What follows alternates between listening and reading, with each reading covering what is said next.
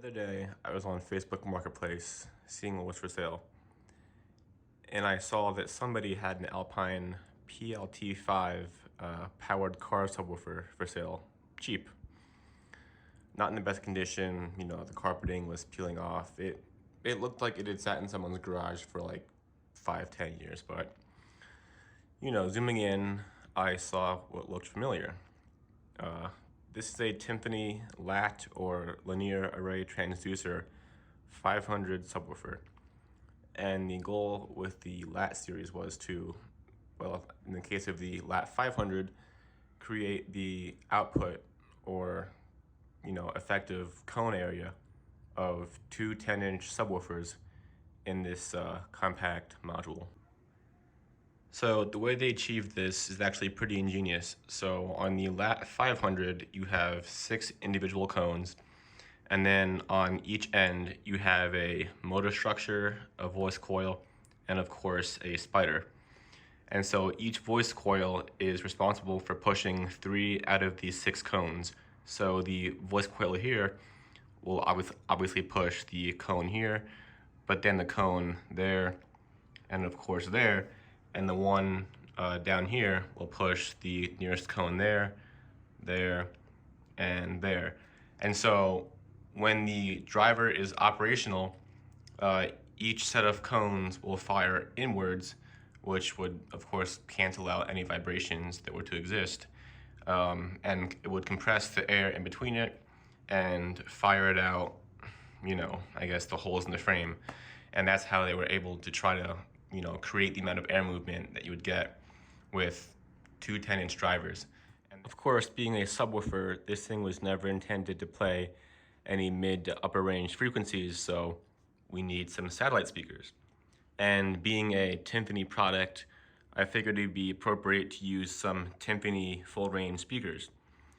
These are a pair of drivers that I pulled out of a broken Denon Hios Wi-Fi enabled speaker. They're very soft.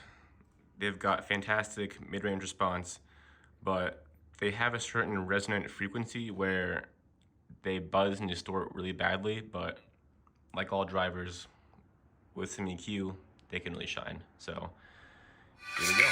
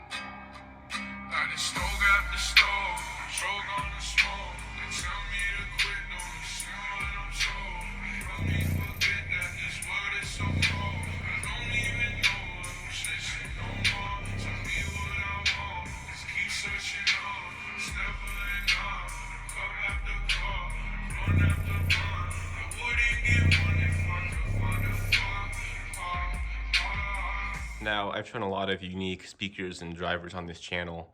It's mainly what I focus on is just unique innovations in, transducer design.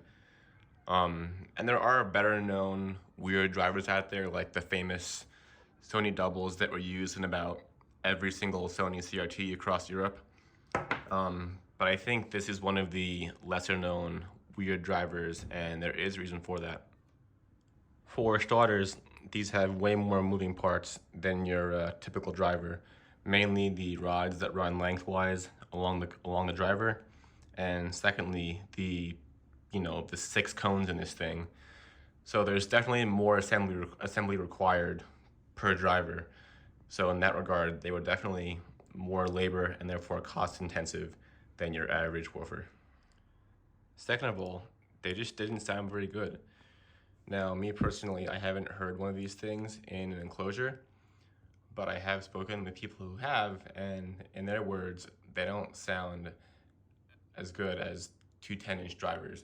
They might have the effective cone area of two 10-inch drivers, but cone area is just one half of the equation when it comes to bass output.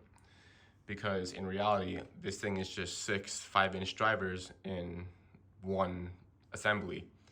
But when you have the excursion capabilities of, basically a single 5-inch driver, that's going to limit the power handling, because obviously this whole module is going to bottom out a lot sooner than your average high performance or even mid-level 10-inch subwoofer.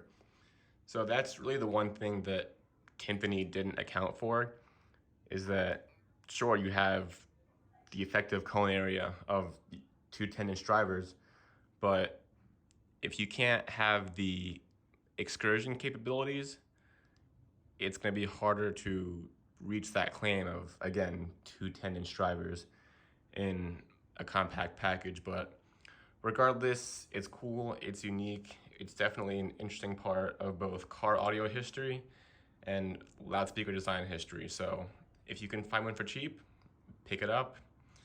But other than that, rate, comment, and subscribe.